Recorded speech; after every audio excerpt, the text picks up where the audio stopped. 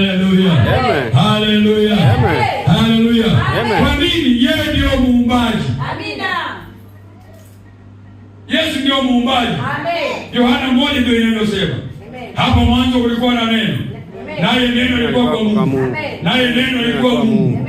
Vitu vyote, angalia, vitu vyote vilifanyika kwa huyu. Pasipo yeye hakuna chochote kilichofanyika. Ndani yake ndimo ulimokuwa uzima. Ndani yake, sio kwenye mwili wake, ndani.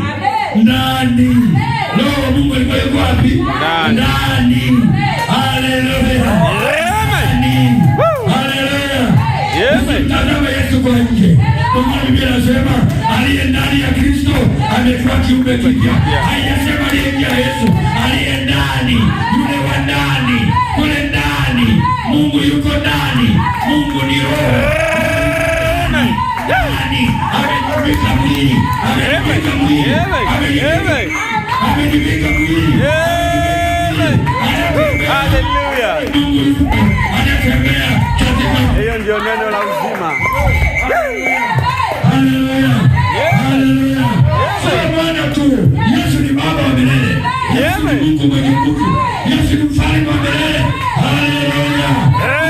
Sio tu. Yesu ni Mungu aliye juu ya mambo yote. Aliye juu ya mambo yote. Aliye juu ya mambo yote. Aliye juu ya mambo yote. Aliye juu ya mambo yote. Anasamehe dhambi. Yesu anasamehe dhambi. Sikiliza, yeyote asiyemwamini Yesu na kubatizwa kwa jina la Yesu, dhambi yake inasamehewa. Lakini asiyebatizwa kwa jina la Yesu, dhambi yake inamkalia. Amen.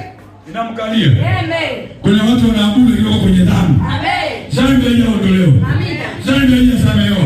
Wamelikataa jina. Wamelikataa jina. Wamelikataa jina. Amen. Wamelikataa jina. Hata kama ulikataa jina la baba yako, wewe utakuwa mtoto mwana. Utakuwa mwana haramu. Yes. Utaitwaje? Mtoto haramu.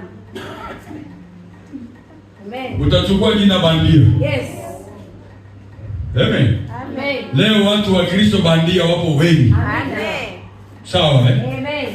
Hallelujah.